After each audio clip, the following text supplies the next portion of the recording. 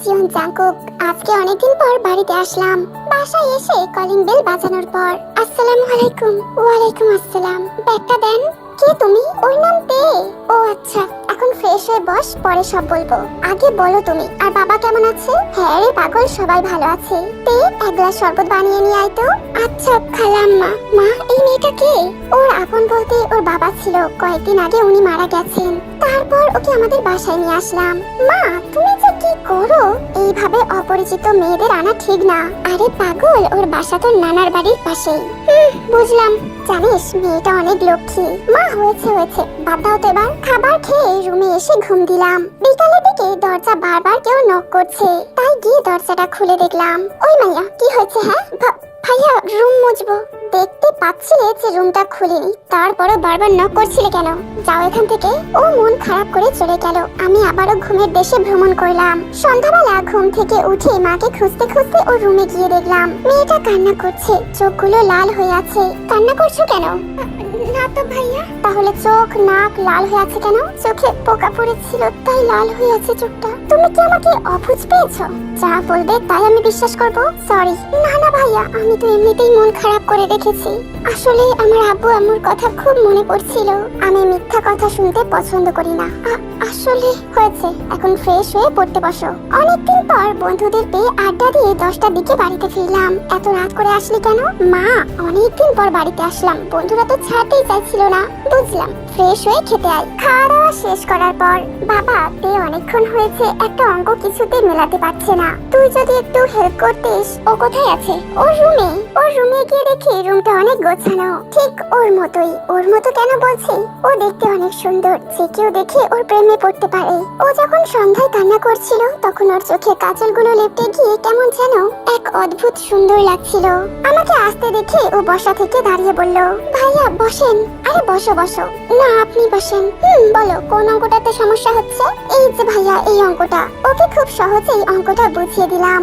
ভাইয়া ধন্যবাদ। ধন্যবাদের কিছু নেই, আর যাও গিয়ে খেয়ে নাও। ওকে ভাইয়া, আসছি। বাসার কাজ ও আর আমার মা মিলেই করে, আর পড়ার সময় ও পড়তে বসে। রুমে বসে বসে ল্যাপটপে আশিক বানায়া আপনি গানটা শুনছি। তাই হঠাৎ করে রুমে ঢুকে আমার দিকে একবার আর ল্যাপটপের দিকে একবার তাকাচ্ছে। আর ইমরান হাসমিও এখন সেই মুহূর্তে আছে। সরি। কেন? না কিছু না, এমনিতেই। কথাটা বলেই দৌড়ে রুম থেকে চলে গেল। ওর মুখে স্পষ্ট লজ্জার ছাপ বোঝা যাচ্ছে।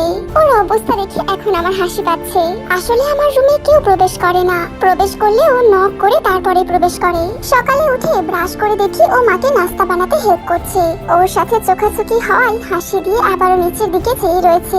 বাবা, ওকে একটু কলেজে দিয়ে আয় না। কেন? ও কি এতদিন কলেজে যায়নি নাকি? কে আছে, কিন্তু বখাটে ছেলেরা নাকি ওর পেছনে লাগে।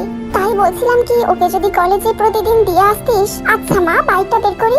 না, বাইক ছাড়াই যাবি। 7-8 মাস আগে হাত ভেঙেছিল, সেটা কি ভুলে গেছিস? ওই সময় তো আমি আমার জায়গা দিয়ে যাচ্ছিলাম, তখন ট্রাক চালক এসে আমার বাইকে ধাক্কা লাগিয়ে দিয়েছে।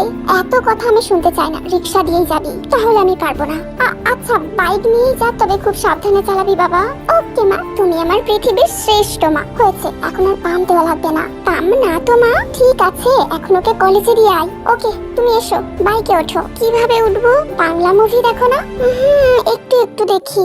নায়িকারা যেভাবে ওঠে, তুমিও তাড়াতাড়ি উঠে পড়ো। আমি কি নায়িকা নাকি? নায়িকার চেয়ে কম কিসে?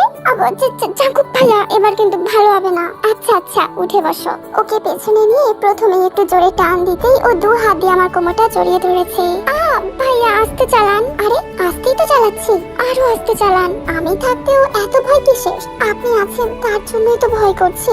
আস্তে চালান, আর না হলে কিন্তু আমি খালামার কাছে বিচার দিব। তা কি বিচার দিবা?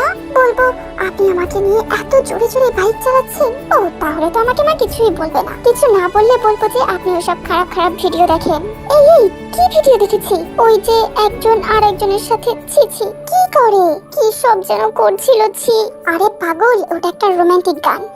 জানি আমি ওগুলো কি আশিক বানায়া গান শোনো নয়। এমন খারাপ গান খারাপ ছেলেরা ছাড়া আর কেউ শোনে না। তার মানে আমি খারাপ? একটু একটু খারাপ। কেন? ওই দিন আমাকে ওইভাবে ধমক দিলেন কেন?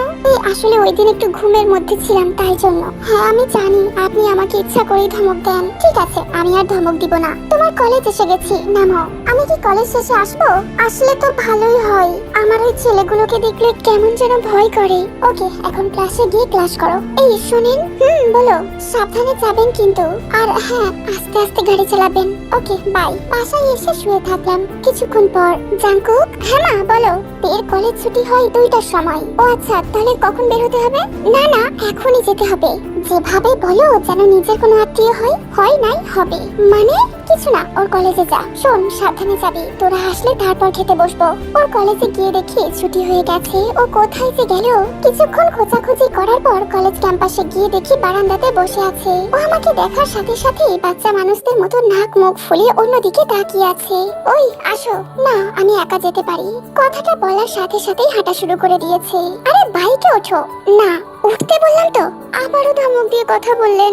আমি তো 2:13-তে এসেছি, রাস্তায় জ্যাম ছিল তাই একটু লেট হয়ে গেছি। ঠিক আছে, উঠছি। দেখে বাইকে করে বাসায় নিয়ে আসলাম। কি রে মা, আজকে কেমন লাগলো? হ্যাঁ মা, ভালো। আজকে ওরা কেউ আমার সাথে লাগেনি। হ্যাঁ, এই জন্যই তো আমি জাঙ্কুককে পাঠালাম। মা, আমি কি এখানে ওর সেক্রেটারি হয়ে গেলাম? কিভাবে?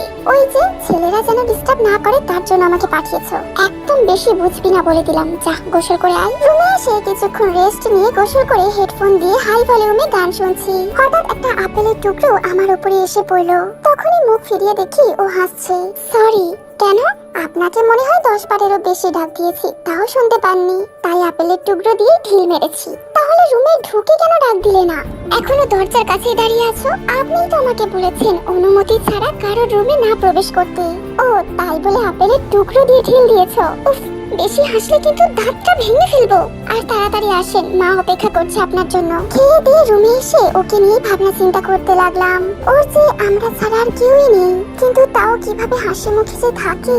আসলে মেয়েটা অনেক ভালো। আমি এতদিন যার অপেক্ষায় ছিলাম, এটাই কি তাহলে সেই মেয়ে? কি অদ্ভুত। আবার ধুতরের নিচে দিলটাও অনেক সুন্দর লাগে আমার। ওকে আমাদের ঘরে একেবারে রেখে দিলে কেমন হয়? ভালোই হবে। ও তো মেয়ে হিসাবে অনেক ভালো এবং ধার্মিকও। এইসব ভাবতে ভাবতে কখন যে ঘুমিয়ে গেলাম তা নিজেই জানি না। ঘুম থেকে উঠে দেখি বিকাল 4টের মতো বাজে। উঠে ফ্রেশ হয়ে ছাদে গেলাম। গিয়ে দেখি ছাদের এক কোণে কান্না করছে। কে? জি হ্যাঁ, বলেন। কান্না করো কেন? হাতে এটা কি দেখি? ছবির ফ্রেম। দেখি কার ছবি? ফ্রেমটা হাতে নিয়ে দেখি ওর মা বাবা আর ওর ফটো তোলা রয়েছে ওতে। বাবা মায়ের জন্য এখন কান্না না করে তাদের জন্য দোয়া করো, যাতে তারা সেখানে ভালো থাকে। করি তো। খুব মনে পড়ছে না ওনাদের কথা? অনেক মিস করি। ঠিক আছে, এখন রুমে যাও। এইভাবেই কয়েকদিন চলার পর একদিন দেখি তে ছাদের এক কোণায় দাঁড়িয়ে আছে। তে, তোমাকে একটা কথা বলবো? হ্যাঁ বলেন। সত্যিই বলবো? না বললে এখানে বসে থাকেন। আমি চাই, আমার অনেক কাজ আছে। অত কাজ করা লাগবে না। আমি এই বাড়ির কাজের মেয়ে, বাড়ির বউ না যে বিকালে বসে থাকবো। আর যদি বলি বউ মানে, তে আমি ঘুরিয়ে পেঁচিয়ে কিছু বলতে পারি না। ডাইরেক্ট বলছি, আমি তোমাকে ভালোবাসি। করুণা? না তে, সত্যি এই কদিন আমি তোমাকে ভালোবেসে ফেলেছি। এটা ভালোবাসা না, এটা সম্পূর্ণ করুণা। আমি এই বাড়ির কাজের মেয়ে, আপনার সাথে আমার কিভাবে চাই বলেন? এটা করুণা না। আর আমার তোমাকেই লাগবে। তোমাকে ভালোবাসি, তোমাকেই বিয়ে করব। আমাকে আপনি বিয়ে করবেন? পাগল নাকি? আমি তো হয়তো কোনো এক রিক্সাওয়ালার বউ হব। আমি এখন যাই, আর আপনি আমার সামনে আসার চেষ্টা করবেন না। তের হাতটা ধরে বলি, তে প্লিজ আমাকে বোঝার চেষ্টা করো। আপনাকে বোঝার জন্য আরো অনেক মেয়ে রয়েছে। সত্যি খুব ভালোবাসিতে। হাতটা ছাড়েন। না, আমি ছাড়বো না। আগে উত্তর দাও। আমি অবাক হয়ে তাকিয়ে আছি। তে আমাকে থাপ্পড় মারলো। যেই আমাকে মা বাবা পর্যন্ত হাত তোলেনি কখনো, সেই শরীরে আজ পছন্দের মানুষটা আঘাত করে চলে গেছে। অজান্তেই চোখ দিয়ে কয়েক ফোঁটা পানি ঝরে পড়লো। জীবনে কোনো মেয়েকে ভালোবাসি নাই, শুধুমাত্র মনের মতো কাউকে পাই নাই বলে। আর এমন একটা মেয়ে পেয়েছি, তাও সে ভুল বুঝে চলে গেল। সন্ধ্যার পর রুমে গিয়ে দরজা লক করে উচ্চ স্বরে গান লাগিয়ে দিয়েছি, কিন্তু ওই সিনটা বারবার কল্পনায় আসছে আমার। এসব ভাবতে ভাবতে রাত 11টা বেজে গেছে। গানও আর ভালো লাগছে না। গান বন্ধ করে বসে আছি, এমন সময় মা ডাক দিল, জাঙ্কুক কি হয়েছে? দরজাটা খোল। বলো। তাই না, আমি খাবো না। বাইরে থেকে খেয়ে এসেছিস? না। তাহলে খাবি না বলছিস কেন? এমনি মা। তাহলে এভাবে মন খারাপ করে বসে আছিস কেন? ভালো লাগছে না তাই? আচ্ছা, আমি খাইয়ে দিই। বলছি তো খাবো না। তে? জি খালাম মা। টেবিল থেকে ভাত আর তরকারিটা নিয়ে আয়। আচ্ছা খালাম্মা, আমি বলছি তো খাবো না, খেতে তোকে হবে। এই নিন খালাম্মা, আমি তোমাকে সোজা বাংলা কথাই বলছি, বোঝো না? বাবা তুই এইভাবে কথা বলছিস কেন? মা প্লিজ, আমি খাবো না। আচ্ছা ঘুমিয়ে পড়তে হবে। অতঃপর দরজা লাগিয়ে দিয়ে শুয়ে আছি। সারা রাত ঘুম আসেনি। সকাল সকাল উঠে ছাদে গিয়ে বসে আছি। এমন সময় কি কাজে যেন তে ছাদে উঠে চোখে চোখ পড়াতে তে কান্না করতে করতে নিচে চলে গেল। ওর যা মন চায় তাই করুক, আমি ওকে ভালোবাসি কিন্তু ও তো আমাকে বাসে না। কিছুক্ষণ পর নিচে গিয়ে দেখি মা খাবার টেবিলে অপেক্ষা করছে।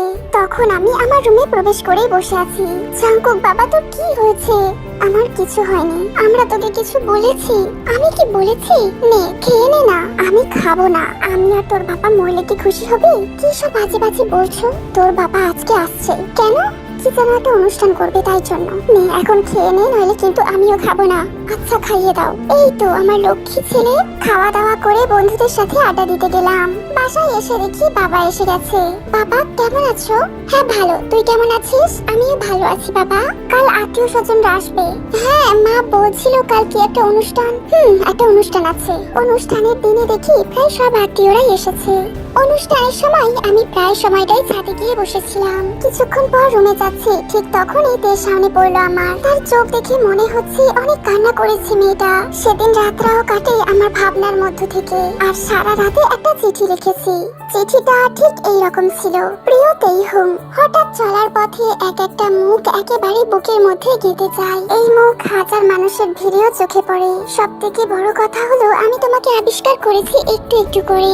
মনের চোখ দিয়ে তোমাকে দেখেছি। তোমার মুখটার মধ্যে যে কি দেখেছিলাম কে জানে। ফলে যা হবার তাই হলো। আমি মুহূর্তেই তোমাকে ভালোবেসে ফেললাম। বস্তুত ভালোবাসার মধ্যে আমি কোনো অপরাধ দেখি না। আমি তোমাকে ভালোবেসে ফেলেছি।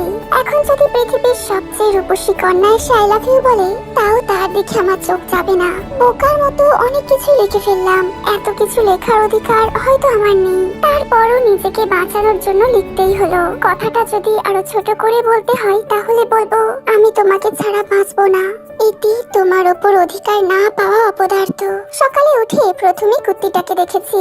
ওকে দেখলে কেন এত যে ভালো লাগে। ও আমাকে এমন আকর্ষণ করে কেন। ও যখন ওয়াশরুমের দিকে গেছে তখন ও টেবিলে চিঠিটা রেখে দিয়ে আসলাম। দুপুর গিয়ে বিকেল হলো, তখন দেখি ও ছাদে যাচ্ছে। আমিও পেছন পেছন গেলাম। চিঠিটা দিয়েছিলাম, পেয়েছো? যদি চিঠিটার উত্তরটা দিতে খুব খুশি হতাম। তে কোনো উত্তর নাই। সত্যিই উত্তর নাই? হ্যাঁ আছে। তাহলে তাড়াতাড়ি বলো প্লিজ, কয়টা প্রেম করেন? এখনো পর্যন্ত একটাও না। তাহলে ওই লিসাটাকে? লিসাকে তো আমি বোনের চোখে দেখি, আমার মামা তো বোন। তাহলে কালকে আপনার সাথে এত ঘুটুর মুটুর কি করছিল? ও আমার সাথে লাগছিল, আমি তো না। সত্যি বলছি, ওর সাথে আমার তেমন কিছুই নেই। তুমি যদি অবিশ্বাস করো আমি ওকে আজকে আবারও ফোন করে ডাকতে পারি। দরকার নাই। প্রেমের আগে বিয়ে করতে পারবেন? মানেটা খুব সোজা, আগে বিয়ে তারপর প্রেম। তার মানে রাজি? আমি কি রাজি বলেছি নাকি? এটা তো রাজিরই লক্ষণ। খুব ভালোই তো অভিজ্ঞতা আছে দেখছি। হ্যাঁ, তোমারই তো হবু স্বামী। চুপ করেন। আমি তো খুশিতে দেখে জড়িয়ে ধরলাম। এই সরেন। মুখে বললেও তার ছাড়ার কোনো ইচ্ছা নেই। শোনেন, ওই দিনের ঘটনার জন্য সরি। রাগের মাথায় হাত উঠিয়ে ফেলেছিলাম। It's okay. ওই দিনের পর থেকে আপনাকে ভালোবাসতে শুরু করেছি। কারণ শাশুড়ি মা নাকি অনেক আগে থেকেই রাজি। মানে? মা আমাকে সব বলেছে, আর বলেছে আপনাকে যেন আমি সোজা করি। সত্যি বলছো? হ্যাঁ সত্যি। এই তাহলে আরেকটু জড়িয়ে ধরি? না না লাগবে না, ওই লিসাকে গিয়ে জড়িয়ে ধরেন। লিসাকে তো বোনের মতো ধরবো, আর তোমাকে বউয়ের মতো। তাও লিসাকে জড়িয়ে ধরবেন? না না না, আমার বউ থাকতে আমি কাউকে কেন জড়িয়ে ধরবো? তের কাঁধে হাত দিয়ে ছাদ থেকে নামার সময় দেখি মা সামনে। তাহলে এই ব্যাপার। ওর কাঁধ থেকে তাড়াতাড়ি করে হাতটা তুলে নিলাম। কি ব্যাপার মা? তাহলে কি বৌমা পেয়ে যাচ্ছি? সম্ভাবনা আছে। কি সম্ভাবনা মানে? সম্ভাবনা মানে কালকেই বিয়ে করব। না রে বাবা, কালকে বিয়েটা সম্ভব হবে না। কেন মা? তোর বাবার ছুটি অনেক কম। ও তাহলে আজকে করে ফেলি। চুপ অসভ্য, বিয়ে সামনের মাসে হবে। এত দেরি কেন? তুই আমার একমাত্র ছেলে, তাই অনেক বড় অনুষ্ঠান করব। আচ্ছা ঠিক আছে। রুমে শুয়ে শুয়ে ভাবছি কবে বিয়ের দিনটা আসবে। ভাবনায় ছেদ ঘটিয়ে তে রুমে আসলো আর সাথে একটা খাতা এনেছে। হাতে খাতা কেন? এটা তো লোক দেখানো। আমার বাবুটাকে একটু দেখতে এসেছি। ও বিয়ের দিন পর্যন্ত তোর সইছে না বুঝি? দেখে কাছে টেনে কথাটা বললাম। এই যাই, মা ডাকছে বলে এক দৌড়ে সে নিচে চলে গেল। এভাবে কিছুদিন কাটতে থাকলো। বিয়ের আগে পর্যন্ত তের কাছে আসা তো দূর, কথাও বলতো না ঠিক মতো। কিন্তু বিয়ের পর আমাকে যে কি জ্বালাতন। বাবা মাও তাকে অনেক আদর স্নেহ করে। আর যাই হোক, আমারও বাবা মায়ের কোনো চিন্তা হয় না। এখন তো মনে হয় আমার থেকেও তে আমার বাবা মাকে বেশি ভালোবাসে।